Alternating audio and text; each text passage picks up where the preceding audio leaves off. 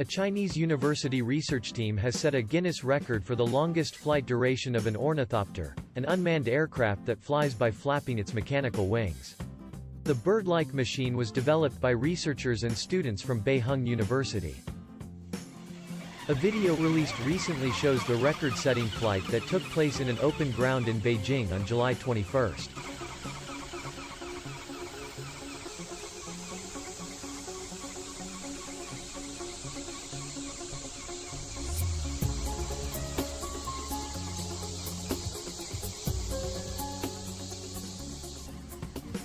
The record stood at 1 hour 31 minutes and 4.98 seconds. The university unveiled the Guinness World Record certificate in its press release. Powered by lithium-ion battery, the flapper drone weighs 1.6 kilograms, has a wingspan of 2 meters and is capable of flying at a speed of 10 meters per second. Ornithopters imitate the flapping wing flight of birds, bats and insects.